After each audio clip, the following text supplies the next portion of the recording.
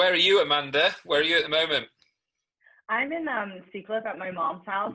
So I was up in Boston after I got back from my last tournament, which was blackball. And so that was mid-March. And then I stayed there until beginning of April. I was there half of the time. I was kind of there alone. So for a couple of weeks, I was there by myself because my roommate was quarantining with his girlfriend. And as much as I did love seeing TT once a week when we go have our hit on the private court, but it was just too much being alone up there. And so I told my mom, I was like, Mom, I'm renting a car and coming home. So I did that with the anticipation that I just needed like a little break for a couple weeks, change of scenery, and then I'd go back up to Boston. And I'm still here. So I basically only went back to Boston to get more clothes. So you're missing the boss man? Always, you know. I miss him as well, actually. I miss him a lot. We'll miss him. How you been, Thierry? TT? I'm good. I just moved, house. So yeah. It's been a lot. Close by. In Boston still? Yeah, still. In a suburb. Yeah, suburb. But we are still in the same town. So we moved from a house to another house. But just bought my house in the US now, which is. Yeah, I know. First house that you finally owned in the US. How long have you been here? Amazing. Yeah. How long have you been there? Huh? How long have you been there? 8 years. 8 years. Okay. Have you got the green card now? You're an American citizen? Green card, yes. Citizen, I don't know. We'll see. Okay. I don't know if I'm going to apply after all what happened. There's lots going on in the US at the moment, guys. You two staying safe? I know. Yeah, I mean, so the town that I grew up in is a tiny little 1 square mile village that's on right on the north shore of Long Island. So it's a tiny little beach hippie village.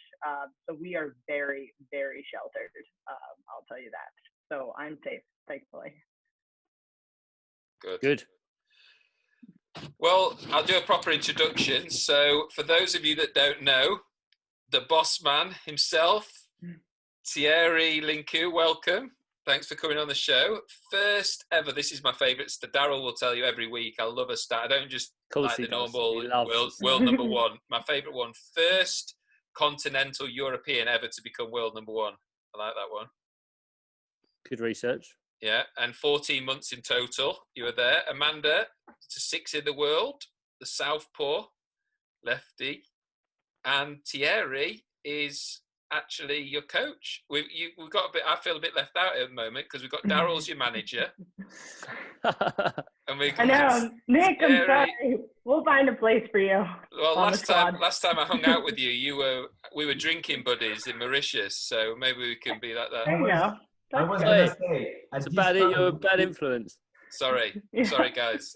I'll stay away from your player. You bring the group average down with the influence. That's true. So how's that been going?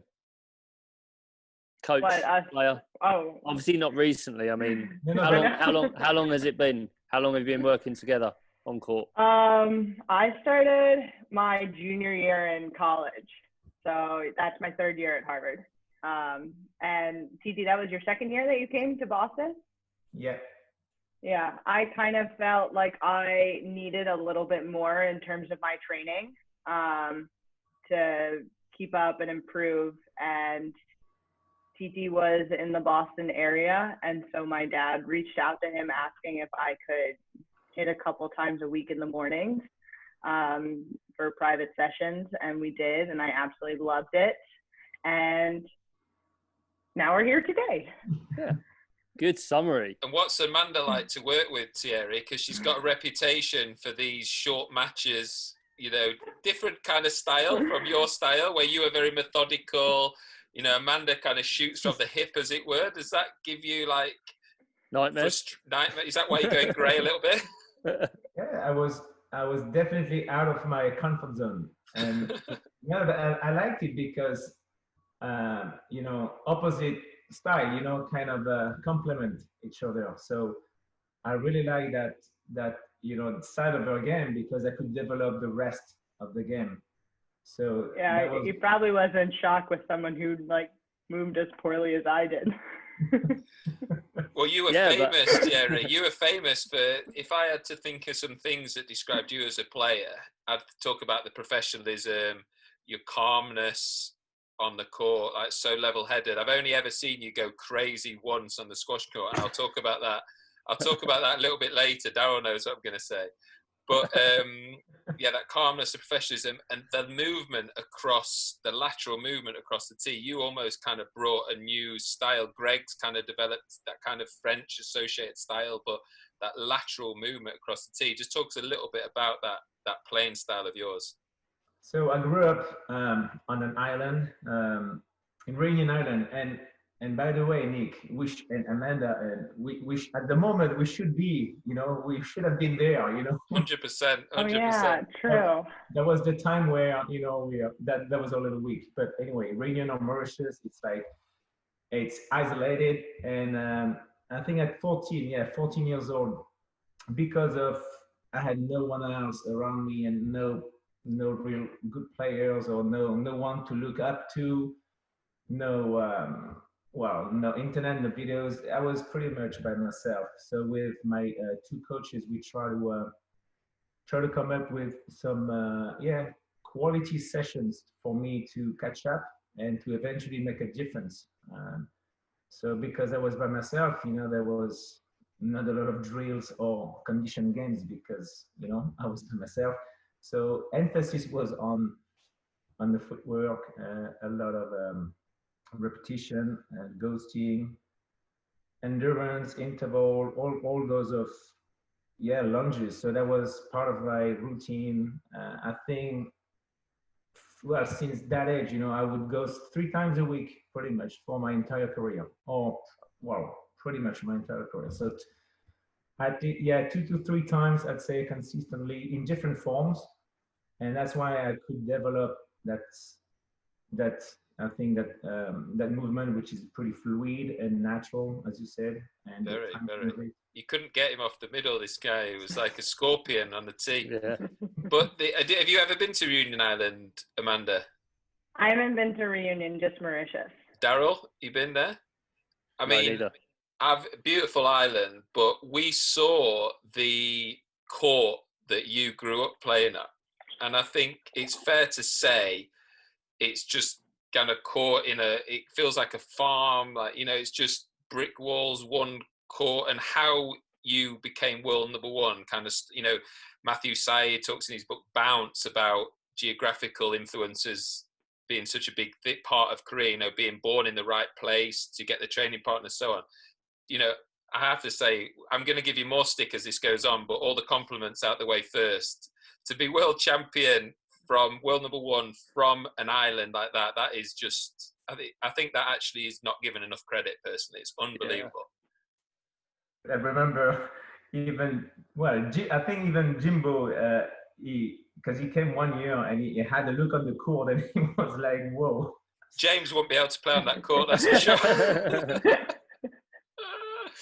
Don't forget, you owe me a pair of trousers from Reunion Island. He had a night out. Well, he long story short, he wasn't going to drink. We were having a social, me, Gaultier and Renan. So he came out and he just had the shorts, and then he said, "Oh, come on, I'm going to come." So he borrowed a pair of my trousers. Then halfway through the night, he kind of had a little. He kind of had a little. Spilled something on it. He spilled something from his body on is this a common theme? Because you had to borrow Adam's shorts last night at Pan Am's in Lima. Yeah. I love doing these guys. That's my signature. Yes, cereal shorts and trousers borrow. It's easy, so he doesn't have to go clothes shopping. He just goes and borrows everyone. He borrows him. I've just while we're on this point, Thierry, I've got to share. You guys can see this. Oh, you're screen sharing. I've got that's Amanda. I've got a little clip. What was that? We don't need me. What was that? A little clip of and then this was a little bit later in your career. This was the US Open 2011, so that was actually the year that you retired. But it was just a rally that summed up for me that methodical, tactical style of play of yours. So watch this. Try and describe it actually, because I'm remembering this is also in podcast form, isn't it? So I remember when we go silent. Oh yeah, of course. Yeah. Well, I mean, just first of all, it's a beautiful lob. Yeah, against Shabana, beautiful lob. Look at that width. And then the drop shot. And the body I love the body language. He's like marching to the service box like he means business. That forehand drop is exactly the same. Still the same now when he's feeding you. Oh, 100%. Not even feeding. Oh, he's still playing games with us. But absolute court rat. You were still, that was a semi-final of the US Open in your last year of tour.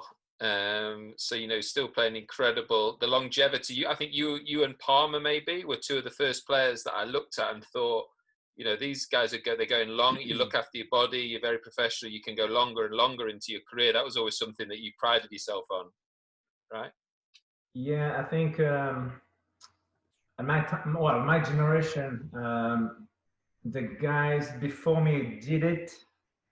I mean, all of them stopped pretty earlier, like early 30s, and I was a bit more drinking back then. Some of them. I think maybe Goffey was the one who stopped, the latest. I think. Which is actually incredible because he drank the most. Yeah.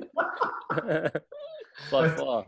But before that, I remember all the the Martins, Dittmar, and even Power and Nicole. I think 30, 32, 33, they were kind of they were losing motivation or interest or getting just physically hurt. So I think I told myself, look, you're lucky to do this job. Well, there was not a job, first of all. You're lucky to do, to live your passion. And so just carry on and just enjoy as much as you can. Because what about after? You're going to get back into something with a bit more routine, a bit more, maybe not as exciting. So I was like, okay, we're going to take care of my family as well, take care of your body, and then keep grinding and working. And and then I think you guys followed up pretty nicely after that. A very long career, so congrats. Daryl's still going. Yeah. Just in case you didn't know, Daryl's still. We've had a few guests on this series that didn't realise Daryl was still playing. So just to let our audience know, Daryl is still on the tour. I think Rami barely remembered playing me anyway. I wasn't sure he knew who I was. So. Rami was so funny. Oh, yeah, are you still playing? Did we play? Did we play? Brilliant. No, it's in all seriousness, as you go back to, like watching Thierry and Dave play, I think, Palmer in the Worlds in Rotterdam. Was it in Rotterdam? Oh, yeah, the last match. Both, it was like Masters match, wasn't it? Because you both were like top 10 in the world and both at over 35. Easy. Stats. You love stats. It was a great match, and I think that gave me a little bit of inspiration to, like looking back on that, to try and keep going as you get older. And I'm sure. Did you guys ever play, Daryl? Did you play Thierry? Yeah. He took my. I nearly had my biggest win in Blue Nose, was a 50k. I remember that. And I beat LJ 3-love. I beat Borka 3-love. I was playing really well, and Thierry came through a much tougher part of the draw. Did you play Hisham and Shabana? In the other half, and I was 2-1 up in the final, 2-1 up, and I think I was like maybe 3 or 4-1 up in the fourth, thinking, right, he's on the ropes here, I've got him. That's when he's at his most dangerous. That's when he's at his most dangerous. Yeah. I remember exactly that moment, because at 4-1, you really pushed through. I mean, I had you. I was controlling the rally, but you're like, okay, I'm gonna give it all, because that's kind of maybe the breaking point. So maybe if you win this one, that's gonna give you an edge. But you were doing so much work. I was like, okay, I can get this point. He's gonna suffer. After that. Yeah. So it backfired on Daryl. Yeah. Amanda, that's like, it was a match that's like well over 60 minutes, I think. So very much. I don't know what that's like. Yeah. So let's have a little look at Amanda's. Oh no! Why is this the highlight? Here we go. So at the moment, she's got that kind of mean lot going on, but you absolutely slot some nicks here. Hang on. Oh, Jesus Christ. Oh, my God. Here we go. This is beating. That was the run in TOC in 2016, wasn't it? Yeah. And then it's gone downhill from there, to be honest. There's one amazing cross-court nick in a minute. Forehand? Must be. Yeah, I don't do... Oh, there we go. Oh, do drop in. Alison's face. No, you know what? So that was such a good flat rolling cross-court nick. Like, it was the same time when Pilly hit that dead cross-court rolling nick for Sobhy in the TOC. And so it completely overshadowed mine, and I didn't even get nominated for anything. And I'm so what you're saying is what you're saying is you're over it now. Yeah, exactly. I'm not salty about it whatsoever. I've got a similar bugbear with Shot of the Month. To be honest, they always nominate Daryl. Oh, don't go on about this one. They always nominate Daryl. To be honest. You're going on about your cross-court volley nick from the World Series. It was my last ever tournament. I hit one against Sobhy. It was like my only one of my whole career. They didn't have even a competition that month. They didn't have a shot of the month. Was that right after Mauritius when you just squeaked in the World Series finals? Relaxed. I was so relaxed. The arm was free. Yeah, it just went from like, oh, I'm going to enjoy this week in Mauritius, and then he finds out he sneaks into World Series finals and then everything. The discipline the next few days after that, I was in the gym with Gaultier doing his core sessions every day after that.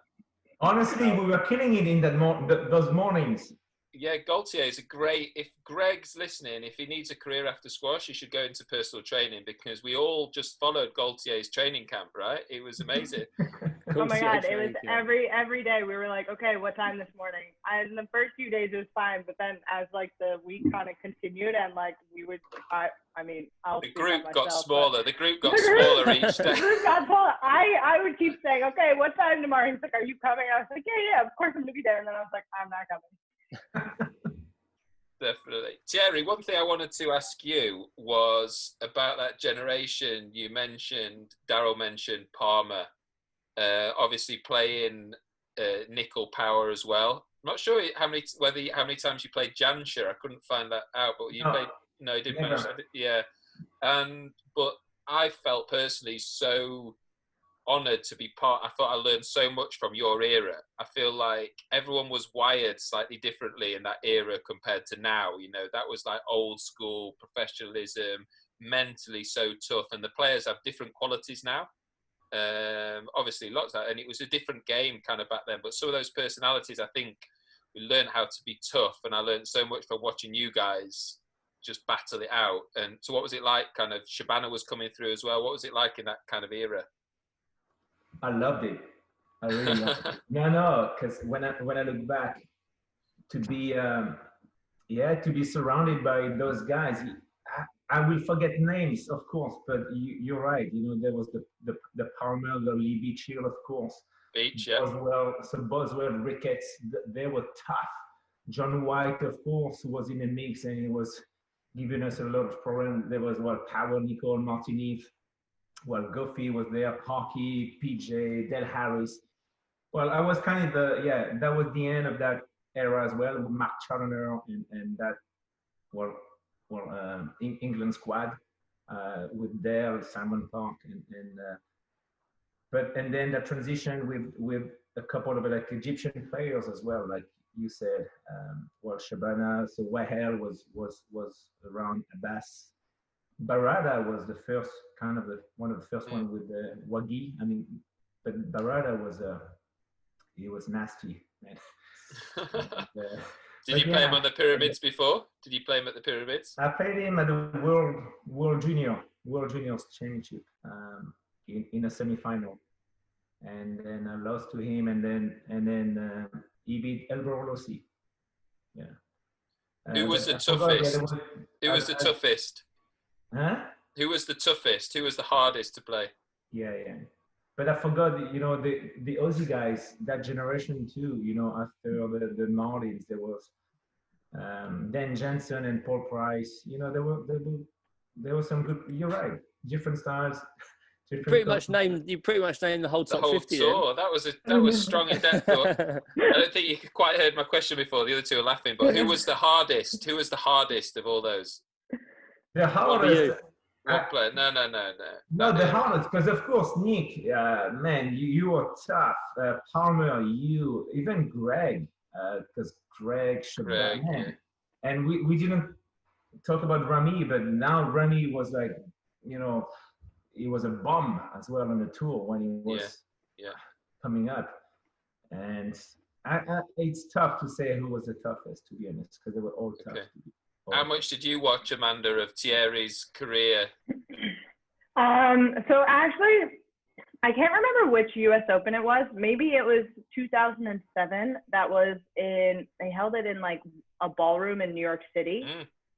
And Some English guy won that year. I can't remember who it was. No idea. But I got one of the white balls signed by Thierry. Ooh. Yeah. It was meant to be. Yeah, exactly. And like growing up, when I would play with my siblings, we would always kind of choose which player we wanted to be. And of course, I would go, like, as a lefty, I would go Shabana. But if Omar got Shabana or Bean picked Shabana, then I would choose Thierry as my number 2. Yes. So my top righty player. Yeah.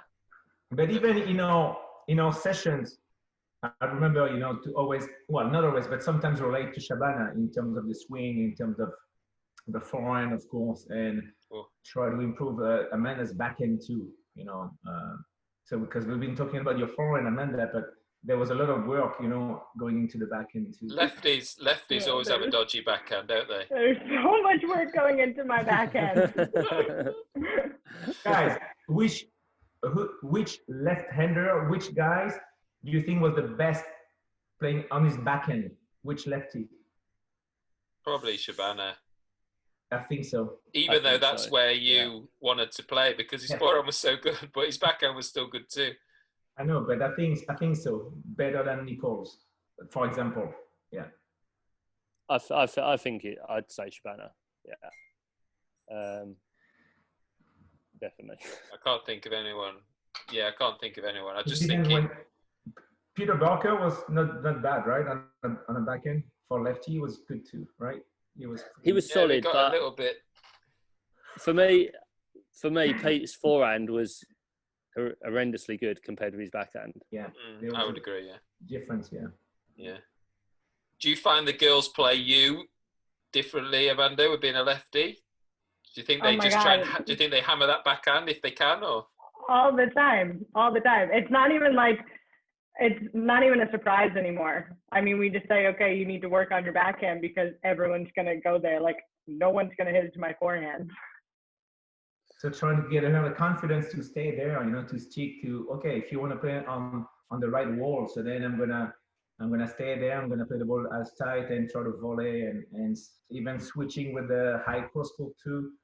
That was kind of a strategy, or even attacking with the keels actually from her backhand. So people will get a little bit, bit edgy on that wall. Yeah. Amanda, in talking about like the top female players now, like obviously you've pretty much played all of them. Did you play Nicole a couple of times as well before? I did, yeah. So I played her in. My last time I played her was the World Teams in China, but I played her a couple times on tour and then a couple times in World Teams. Yeah, and who's sort of for you? Obviously, being as Nick said, like being a lefty on tour, there's not that many female lefties I can think of that are. No. So I mean, Donna's top 20, right? Yeah, me, Donna, Annie, and Joey. But Annie's in like her own category. Yeah, yeah, definitely. It's true.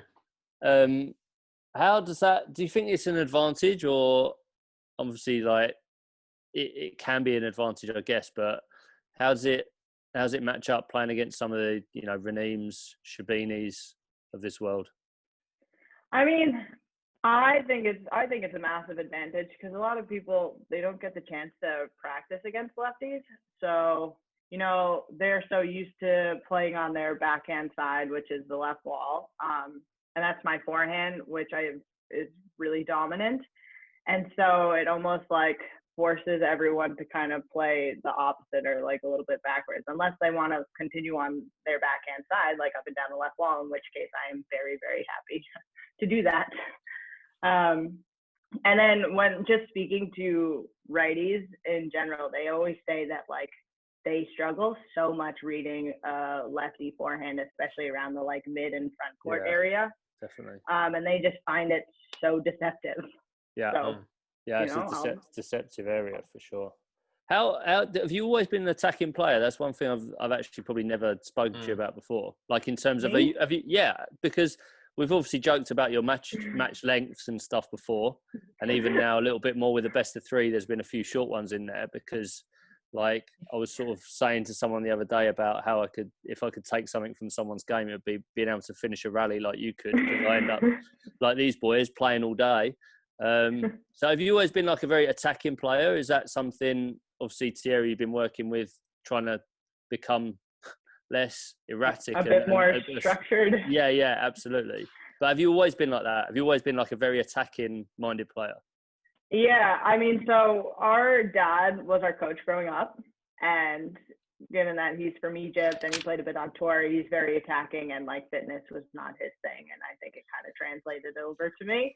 I was also a little chunky kid, so you know, I don't really want to be running around the court all the time. So you have to use your disadvantage and make it an advantage. And so what I did was I developed my skills to be able to kind of put the ball away. And so I could finish rallies quickly, so I didn't have to run as much. What's it like having a sister coming up on your, you know, on your tail now behind you? You know, she's had a great season, kind of a rookie year on the tour. Is that a bit of pressure, bit of domestic rivalry? Yeah, I'm gonna go gray like Thierry if we have to play. You still haven't played yet, have you? We haven't played on tour. Yeah, that's what we haven't played on tour. We were very close in blackball. We were in the same round of 16. She had to play Olivia Blatchford, Clyde, and then to play me. And so, and Beans and I were rooming as well. And unfortunately, Beans lost in 5. She was 2 love up. Lost in 5. Why'd you call her Beans? Beans. So, I guess it's Sabrina, Brina, Bina, Beans. I don't know, to be honest, but like I never call her Sabrina unless I'm mad at her, in which case then I like use her full name. So when you play each other on the PSA, you shake hands before the match, if handshaking's allowed by then, and you can say, "Have a good match, Sabrina," and you'll get all in her head. Yeah, exactly. She'll know if I say Sabrina. She's like, "Why are you using my full name?" Like, stop being. But I mean, we're a bit different, like in terms of our style. She has the speed in the genes. I have the strength, and she's unbelievably fast. But with her, she's being the kind of the youngest. She's very like nonchalant, and even you kind of saw her path in getting to the pro level. Like she was kind of half in, half out. You know, you don't know whether she's going to play pro, whether she's into it, whether she actually wants to be there or not. But, you know, whenever we played, she was into it. And even in practice or like when we played US Nationals together and everything, I'm always a person where she'll turn on mentally to try and win because, you know, as a younger sibling, you want to beat your older sibling. Yeah. For me, I have all the pressure on me. And it was the same like when I would play with my older brother, Omar, who's a year and a half older, you know, I'm always wanting to beat him, and he like will do anything in his power to try and beat me. And so we've had some very feisty matches growing up, and he's a big guy too. So like I remember playing, and he'll block a ton. Like he'll do that one leg on the tee, and like the other leg's like in the back of the court. He's like 6'1", big guy, and like he'll run straight into me, like scream in my ear, like call me every name in the book. And then there was one time where he went and played a drop shot in the front left and then just went like that with his elbow and like split my ear open. I just went down to the ground. The next thing I know, I was just gushing blood. Siblings, so that Sibling that rivalry. basically was like Sibling our, rivalry. just nice, like very safe sibling rivalry. Who's got the best record at Harvard out of the two sisters? Who had the best record overall? You did. You took that one. Yeah, 100%. She has her own kind of. She was a little bit burnt out, so even like she didn't play 2 out of the 4 individual nationals. So I won all 4 years. She didn't win any years, but then also like her senior year. So she was captain. I wasn't captain. And her senior year, the team, they had an undefeated record where they won the entire season 9-0. So they didn't even drop a single match. Yeah, wow. Which is insane. And then for me with the team, we lost a couple times in the Ivies. And then also we lost 1 year for nationals. So she has a better team record. I have a better individual record. Well, Harvard's obviously a big breeding ground now for the professional tour, and that's obviously changed so much in college squash. The likes of Ali, Thierry, you're in another famous American institution now, MIT. I mean, you have to be pretty intelligent to walk through the doors there. And I feel. So how did you get in? No, I'm kidding. How did you end up at MIT? You've been writing that one all night, didn't you? No, just word for word. Love that one. Wow. No, I feel so blessed to be part of that community, and I feel myself so smart now. But when you have those people around you, there's that energy. It's crazy. Yeah. Is it rubbed off on you now? Is it rubbed off on Amanda as well? Because she comes assistant coaches a little bit. He's Professor Lincou. I mean, I've promoted myself to associate head coach, but he's now actually Professor Lincou. Wow. I got promoted because I teach also like physical education, like PE for the general population. So I got a promotion, which is cool. But saying that MIT, yes, I came here to this country. I moved to teach one family as a private coach, so for one girl, and that lasted 2 years, or not even 2 seasons, because she didn't like it. What, she didn't like the ghosting? She didn't like ghosting every single day for 4 hours? Yeah, at 6 a.m. No, she didn't like the sport. But she loved my training. But anyway, she was like 15, 16, and okay. Anyway, stop generalizing the teenagers.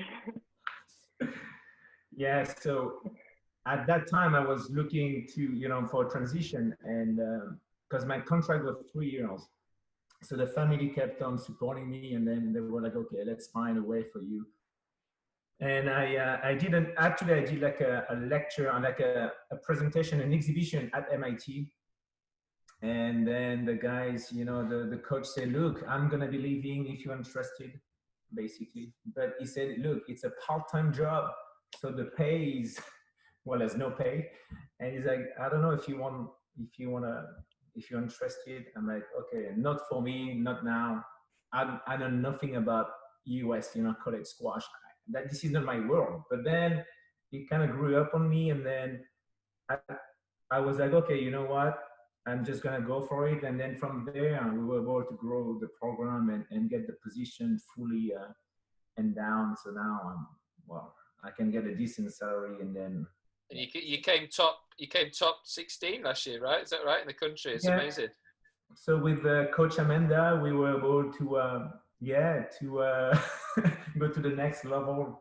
First Good time work, guys. 16. It's a huge accomplishment. Yeah. We started like in late 30s, 40s, and it was like 6 years ago. So it's good. And plus, on the recruiting side, we cannot. It's tough. Egyptians or any international guys, they need to qualify. Academically, it's so tough. Yeah. I would love to know, I'd love to know what happens in the TTPE session. I would love to see that. I just think that I can just visualize either real ridiculous yoga stretches where you're just doing the splits for like 40 minutes, or just hardcore ghosting session, right? Non-stop ghosting for like 45 minutes. You know what? I'm frustrated because the session is only 40 minutes. So Oh, It's not long enough. Oh, that's not enough. by the time I do my warm up, usually it's 40 minutes. It's done. yeah, Thierry's actually the only person I've ever met who warms up longer than I do. Yeah, that's actually true. It's actually true. Guys, I wanted to ask you about one tournament each. And then I've got the one story about Thierry losing his cool. And then we're going to hand over to Daz. So, Thierry, we'll start with you. I want to talk about, it's kind of two sides to the story. One is the 2003, the Worlds in Pakistan, when you won the semi-final. In fact, we played in the quarters. You beat me in the quarters. Then the semis you won, and you actually went to world number 1 after the semi, and then you had to play the final the next day. What that was like, kind of feeling you got to that high and then you had to go again the next day. Yeah. And then also the follow on from that was just then the following year when you had the final with Lee and you had match ball back and forth, and you ended up winning the world title for the first time in 2004. Yeah. So Nick, we did play in Lahore, right? Quarterfinal? Lahore, yeah. What was it? Was a good win or what? Our match, I remember it because I won the first. I was 14 up or something, and you came back to 14 all, and I set one because I was knackered. And I think I won that point, 15-14, big fist bump, come on, and then you beat me 3-1 easy. But it was tough, huh? Tough. Up to 15, yeah, brutal. 15, man, wow. But anyway, yeah. So then I beat Jock Knipe, who beat John White the day before.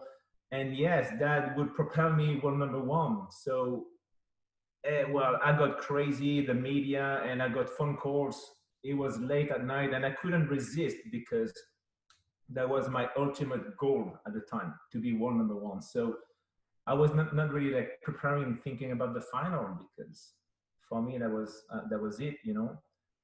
For years and years of dreaming about something, and then the next day I came short against Shabana, and Shabana played amazing the whole week.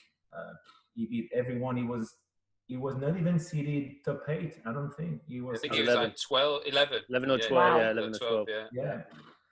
And it was just amazing. And but anyway, that really, I was happy, but in a way a little bit frustrated at the same time, because of course, you know, losing, you remember when you lose, it stays, you know, it's tough. And then I remember my dad saying, "Oh, it's nice you got to world number 1, but it would have been nice, you know, to do the double, you know, to do, you know, the both would at have the been same nice. time." Yeah. Oh man, I was really like, really? Okay. And yeah, I was kind of hurt inside. So I learned my lesson. And came back stronger the following year, and in 2004, actually winning a few tournaments to build up till Qatar in December. And I think mentally I was much more prepared and ready and focused till the very end. And that's when I realized that you can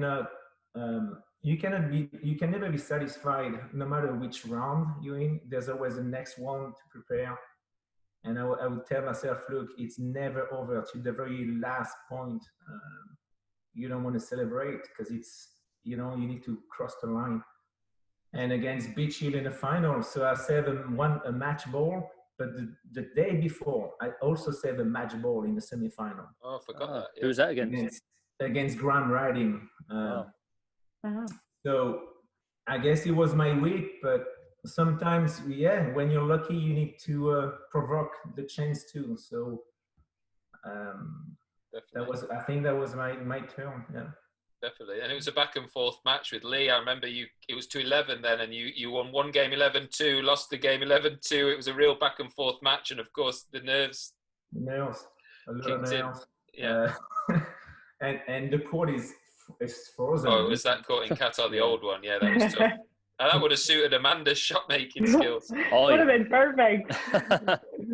So I was determined to go through this injury, try and keep this podcast positive. So I didn't want to ask you about the injury because, you know, the Achilles, coming back from that in 2017. Oh, that's such a good story to tell, though. Well, it's been well documented. But before that, I know that it was brutal what happened there, and you fight back to where you pretty much got back to the same ranking now that you were up in the top 8 before that. But talk us through that TOC run in 2016, because that must have been an amazing week, becoming the kind of, in the modern era, the first American to reach the final there. They've been crying out for someone to cheer, you know, they shout loud enough there, even in any match, but they've been crying out for someone to really get behind, and that was an amazing week. Yeah, so that was my first like full season on tour, and in the fall I think it was definitely like an adjustment, trying to figure out, okay, I have all this time like building up, but I felt like I was getting very close to having a breakthrough moment. And so when I got the job, I had Raneem. I was, I think, seeded 10 at the time, and Raneem had just hit world number 1. So she was world number 1 for the first time, and so she was seeded number 1. And so I have like, my record against Raneem is not the best. And so I was like, okay, like this time, like, you know what, 12 times the charm, like, here we go. So I was like, just focus on like getting that first game, and that's it. And then fortunately, like I won, which was just actually I think my only win against Raneem, but, and after that, I had to play Allison Waters, and I did well there. And so I kind of felt like, you know, if I could just get past Raneem, I would have that momentum and confidence to just keep going. And so I was building up the momentum. And then in the semis, I had to play Gohar, who had a surprise win versus Laura. Like I was ready to play. I was trying to prepare to play Laura, and then Gohar came. And so I was like, okay, here's like a young up and coming Egyptian. And I've grown up playing young up and coming Egyptians and being half Egyptian myself. I found like if I had to play Laura, it would be tougher, just because she's so strong mentally versus this newcomer Gohar. So that being said, it was still a brutal, tough match, and I won 3-0, but it was like 11-9, 12-10, 13-11, and Thierry was down there as well. And I just remember after that, like mentally, I was shot. And I was so excited to get to the finals, and like, you know, first year on tour, I had all of like my college buddies there. I had so much friends and family, and so like you have that atmosphere in Grand Central, and being kind of like, I remember it was amazing. Oh yeah, it was so I think I was like propelled by that too, and like playing in front of a home crowd, and that like rowdy, loud atmosphere, which like I love. And then to have so many friends and family, and like Thierry was there, Micah, my fitness coach, was there, so I actually had like my support team with me too. So that got me, that helped like fuel me to get to the finals, which was an awesome run. And then I lost out in the finals. Well, you get there again, no doubt. But exactly. Right, before we hand over to Bobby's quiz, Daryl's got to get his eyewear on and get set up. Terry, our good friend Peter Barker, the only person I've ever seen rally. I mean, you're Mr. Smooth. Your hair never sweated, for example. Even now, look at it, it's just perfect.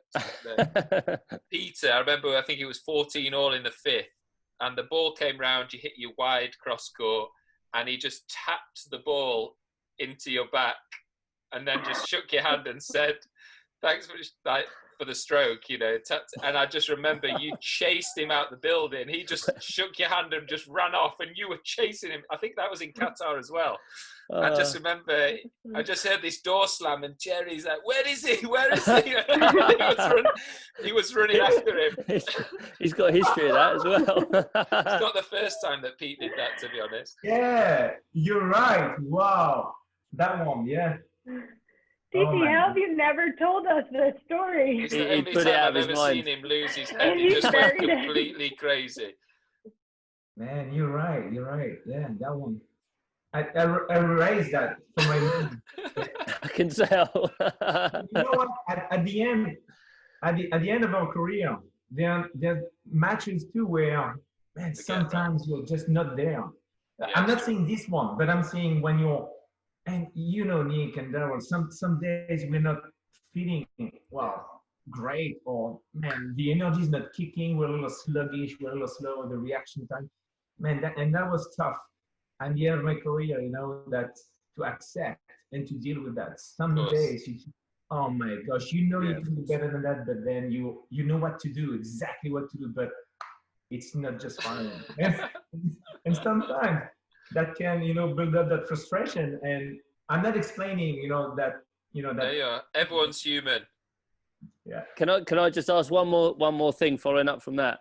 Amanda, we talked about you, I think, in the last episode with Davide, and he was saying how much he enjoyed your after-match speach, because he gets frustrated with people not obviously saying what they think. So I just wanted to quickly bring that up and get your thoughts looking back on it now after a little bit of time. Keep it clean. Keep it clean. No, don't worry. For anyone that doesn't know, obviously Amanda lost to Gohar and then said how she felt the match went in a very honest opinion without normal cliches. Was a little bit critical of her opponent, maybe a little bit critical of the referee, but she said it how it was. I liked it. Me too. So, I mean, for me, like, I'm very like blunt person. I'm kind of like no BS. I don't like to sugarcoat things, and I was just kind of fed up with just like how everybody's just saying the cliche like post-interview matches. And so it was almost like a social experiment, because I was talking to Lee about this, and I was like, we had a players meeting, and they're like, we need more PR and like media, press and everything, like press interviews and all that. And I was talking to him, I was like, well, like, yeah, we can do that, but like you have to give like the audience something to actually like be interested about. Like, no one wants to hear about my opponent played better, like all of that. Like that's great, but like that's boring. Like if you tune into the PR matches, the like press interviews post match of the people who like show emotion. And so for me, that was one of the few times that I've ever kind of like lost my head at like the ref, or like after a match. Normally I'm kind of like level-headed a little bit, but like I was just fed up and I was very angry. I didn't play well. And so I was angry at that fact, but also like with my opponent's antics and the ref, just kind of giving everything in her favor. And so I wanted to voice my frustration, and I asked Lee, and I was like, can I say what I want to say? He was like, by all means, go for it. And I was like, am I allowed to curse on here? And he's like, hold nothing back. Beach, a typical Yorkshireman. Yeah, we get along so well. So I kind of just like started off saying, and that little portion's just like a little snippet of things. I started off about saying like how I did not play great and everything. And then I went on about my opponent and the refs and how it all kind of just, and I was visibly like very frustrated. And, you know, knowing when I said it, I knew 100% like when I said those things and that was going to be out there, I knew that, you know, I would get mixed reviews. And so that was probably one of the few times where I was off social media for a little bit, and I did not engage in things. But predominantly, it got a lot of attention, which basically was my point of saying, like, if you show emotion in like a post-match interview and you actually like express your feelings and show that you're human and not this robot that's just going to say like the 2-3 bullet point answers that everyone does, then people are going to relate to you. People are going to appreciate it. You know, not everyone's going to agree with you. You know, you're going to have some trolls and haters, but like that's fine. But, you know, I was pretty surprised that like I would say 70-75% of the reviews were very positive, and like people really appreciated it. I hope your manager got you some good endorsement deals on the back of that, to be honest. Yeah, I'm still waiting for that big check. Well, we'll try to stay calm now, because this is the part of the show that gets. This is the part of the show, to be honest, where I need to do a post-match interview like that, because I just get so annoyed at the referee during this part of the show. So I'm gonna try and get keep your stressed. calm. I'm already Try and stay stressed. calm, everyone, now, because there's half points giving out. Like the questions don't even make sense. They've got like 6 parts to them. He by wears the way- silly hats. By the way, I didn't I actually always realise. lose as well. Mohammed texted me after last week and said I'd got one wrong as well. Oh no! Yeah, Oh. which I think I have, but I didn't realise Tarek Momin's sister is actually in the top 100 apparently. Yeah, far. So there was an extra one. Not that it mattered. You still lost, Nick. But the I want actual a recount. the actual answer was right. Okay, I'm wearing my eyewear, my rear eyewear now because those guys are awesome, and I need to wear my eyewear for the serious stuff. Okay, this is Bobby's quiz. Nick's sort of brought my questions and my period of the show down to like just a small amount. So I'm down 3 questions now. But to be fair, we end up talking for so long, it's probably right. So they're going to be 3 random questions. 2 are sport related today. 1 squash always at the end. Closest answer wins, basically. Let's crack unless on. It's wrong. Unless it's wrong, which it might be. But anyway, already. First one. This is for you, you guys living in the States, and Nick, you're a sports fan, so you might get it. How many cities in the US have all 4 major American sports teams? And that's within the metropolitan area. I had to state that because it's within the question. So what the 4? Baseball, basketball, football, and hockey. Yep. Right. What if states have? What if states have 2? What if states have 2? No, not states. State, not does that states. count? Cities. No, How many cities. cities? Oh, cities. Cities. Oh, okay. Cities, yeah. Cities. Oh. Okay. So how many cities? Definitely Boston. No, don't say it out loud. I mean, I've got them all written down, but I just want to know the number. I know. I'm doing the math. I know. But we have a time limit. That's the problem. I know you've 7. got training. I'm going to say 7. Okay, Amanda wants to go first. She's going to 7. 9. 8. Oh, the window is open. Thierry's walked straight through it. 8 is the correct answer. Oh no! I was going to say 8 as well. Oh, it was open. I say the window was open. The door was open. Phoenix, San Fran, Washington, Miami, Boston, Minneapolis, New York, Dallas. Good. 8 cities. LA doesn't have one? Maybe, but that's 9 then. That's 9. That's 9 then with LA. Wikipedia says 8. No, LA don't have the football because Oakland don't. They have LA Rams now. They have the LA Rams. So they have Oakland Raiders. Wait, no, because Anyway, on to the next question. So I'm not sure that's 9. correct. 9. I'm giving Thierry the point. Number 2. See what I mean? Amanda, don't argue. You're definitely wrong. It's either 8 or 9, but I think it's 8. Number 2. This is not the non-sports question, but I know you guys are into your nutrition. According to McDonald's official website, how many calories does a regular Big Mac have? Oh. With fries or combo meal or just sandwich? Just the sandwich, just the Big Mac. And Thierry, as the winner of the last round, you must go first in this round. How many calories? I'll go 600. He's good at this. It's not right, but it's a good guess. I would say 568. 642. Nicholas went the wrong way. Amanda is closest, 508 calories. Okay, 1-1. Nick, come on, son. Are you 4-2 down as well? Are you way down in the quiz? I mean, I know you're always 2 against 1, but... I've lost track of the scores. All right, fine. I thought you might have done. Okay, the last question. That like TT's match. The last question has 2 parts, 3A and 3B, because squash is all about equality. So we have a male and female part to the question. So this is a squash question. How many different world number 1 players have there been for the males since 1975? This is part A, so men. How many different world number 1s have there been? Again, I'm sure you'd love to sit there and count them all day, and anyone that wants to, whilst listening, can pause the podcast or pause the video and go through them. But we don't have that. we don't have that sort of time on our hands. So I won, so I have to start, right? You are the first guesser on this round. How Um, many different world number one male players have there been since 1975?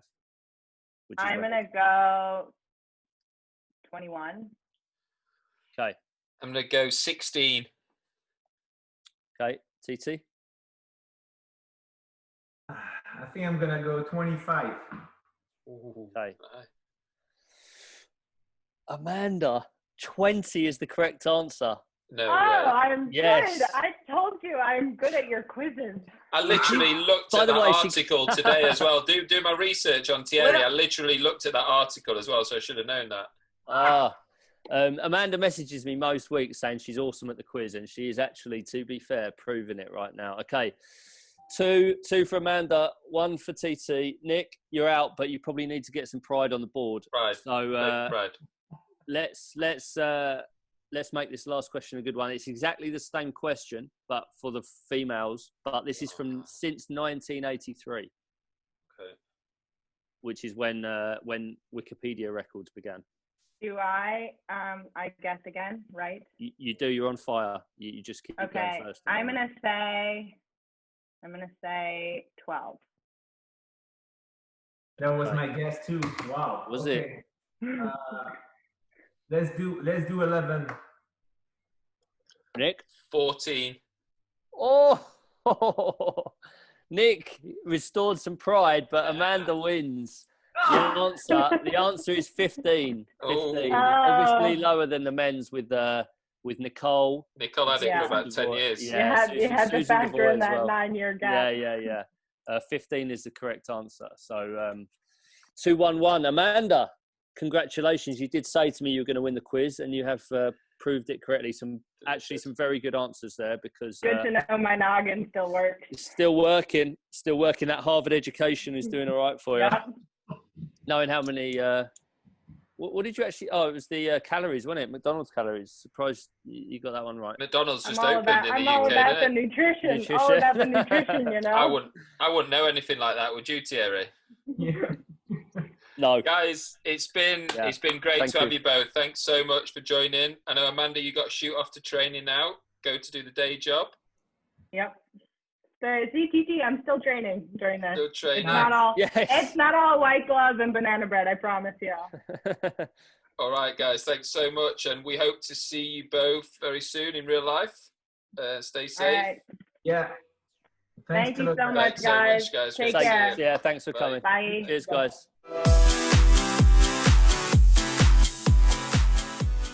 All right. Lost the quiz again, didn't I? Yeah, it's getting embarrassing now.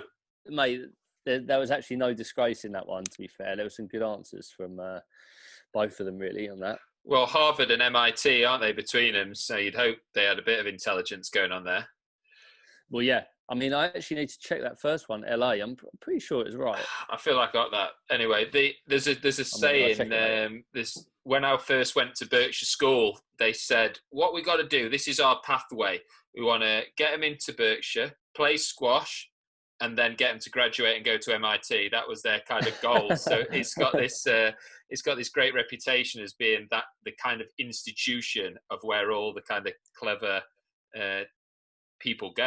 Yeah, so, decent squash education though. If they're going from getting coached by you to getting coached by Thierry, I'm not sure that actually happens yet. But yeah, Thierry fits in right there. I mean, amazing. You know, I think if I was a player right back now, he'd be the kind of person who I'd want to work under. So Amanda's got a great, great team there that she's developing. He's just so mentally tuned in. He's so calm. You can imagine him in between games just keeping you calm. Yeah, I know. Yeah.